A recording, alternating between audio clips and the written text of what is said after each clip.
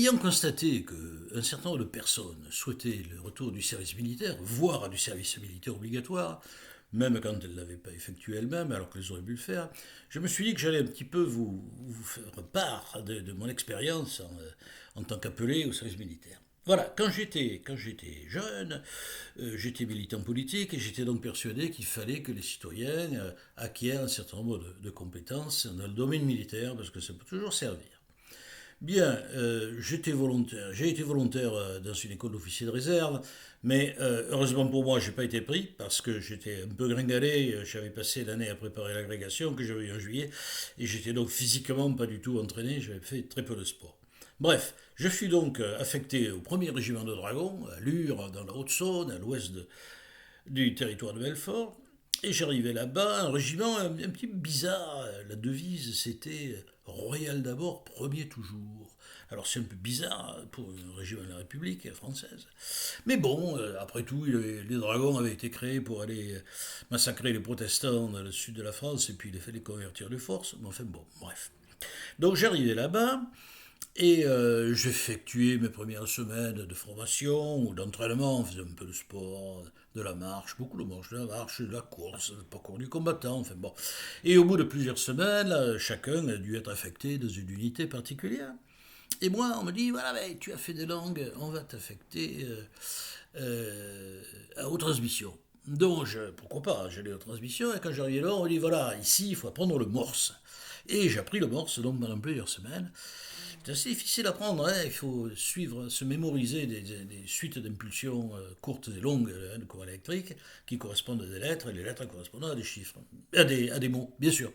Donc j'ai appris tout ça et au bout d'un mois, bizarrement, je fus convoqué, le colonel qui me dit, écoutez, on a appris que vous êtes économiste, je ne suis pas économiste, hein, peu importe. Et on a besoin de comptable au magasin du corps, donc vous allez aller là-bas pour faire la comptabilité. Bon, s'il le faut, je vais là-bas. J'arrive, je dis, il paraît que vous avez besoin de comptable. Il dit, non, pas du tout. Mais bon, ça fait, tu vas aller dans tel magasin, t'occuper des uniformes neufs, des slips et des chaussettes. Parfait.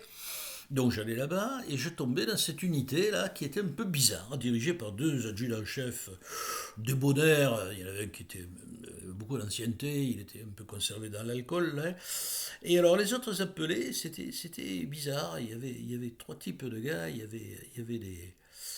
avait des types qui étaient complètement cinglés, donc qui se battaient en se lançant des casques lourds, qui méritent bien leur nom, parce que quand on le reçoit sur la figure, on se rend compte que c'est très lourd, ou se battaient à coups d'extincteur, vidant l'extincteur. D'autres, c'était des communistes de la banlieue rouge de Paris, c'était assez marrant, un type de vitrine. Ça. Et puis, troisième catégorie, il y avait un juif très cultivé, très sympa, etc., avec qui je m'entendais très bien. Voilà, il y avait ces trois types d'appelés. Voilà, alors moi j'ai appris trois choses pendant mon séjour là-bas, hein, qui a duré quand même plusieurs mois. La première chose, j'ai appris la paresse. Alors la paresse, c'est un truc que je ne connaissais pas, honnêtement. Tous les 2 mois, on allait chercher du matériel, on prenait 2 camions, on allait chercher du matériel, des uniformes neufs, de quoi habiller les nouvelles recrues, puis les permanents qui étaient là, et on leur ramenait à la caserne, il fallait ranger tout ça. Alors, on y va, le lendemain matin, le magasin était plein de caisses, il fallait ranger tout ça. Je m'y mets le matin, le soir, j'avais fini. J'ai évidemment les compliments des adjudants-chefs, mais les copains me disent, ben, tu es complètement idiot. Plus tu travailles, plus ils vont te donner de travail. Donc, ce que tu as fait en une journée, il faut mettre 15 jours à le faire. Parce que si tu as fini trop tôt, on te donnera autre chose à faire. Et j'ai compris la leçon, effectivement, parce que j'ai compris que dans la caserne, par exemple, il ne fallait jamais se déplacer en ayant un air nonchalant, il fallait au contraire avoir l'air toujours affairé, voire porter un balai. Voilà, donc j'ai appris la paresse. Deuxième chose, j'ai appris l'alcoolisme, parce que bon, l'adjudant-chef ça compte pas, c'était un professionnel, donc c'est normal. Mais à 9 heures, on nous apportait une caisse de bière des cantines, agrémentée de quelques camemberts ou de jambon du York, un peu de pain, etc. Et en quelques minutes, tout ça s'était liquidé. Et puis pendant toute la journée, il y en avait qui buvaient parce que c'était gratuit. Donc le soir, ils étaient bien mûrs en arrivant à 5 heures du soir. Donc j'ai appris l'alcoolisme que jusqu'à présent, j'avais jamais connu, parce qu'on buvait du vin chez moi, comme il se doit, mais quelque chose de tout à fait raisonnable. Voilà, voilà, voilà. Et puis, la troisième chose que j'ai appris, que je ne connaissais pas à l'armée, c'est l'amour de la rapine. Voilà, il y a un gars qui n'est jamais sorti du magasin sans avoir volé quelque chose.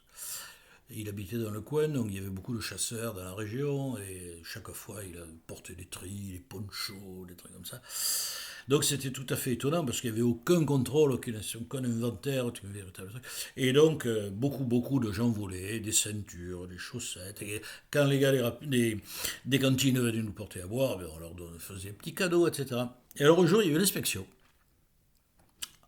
annoncée bien sûr plusieurs jours en avance, heureusement. Et il manquait beaucoup de tri. On savait qu'il manquait beaucoup de tri. Eh bien, on nous a fait déchirer en deux 1000 tri, 1000 torchons, 1000 chiffons qui étaient répertoriés, le chiffon était répertorié, et donc en déchirant 1000 chiffons, on a créé 1000 chiffons de plus, qui comptaient comme des treillis. Et l'honneur était sauf, donc on était tranquille. Voilà, au bout de quelques temps, j'ai eu de la chance, j'étais marié, ma femme a produit un certificat de grossesse, et j'ai été muté dans la bonne ville de Bordeaux, où j'ai attendu la fin de la guerre, tranquillement, toujours pareil, dans les chaussettes, les slips et les uniformes, et en lisant tranquillement pour faire passer le temps. Voilà.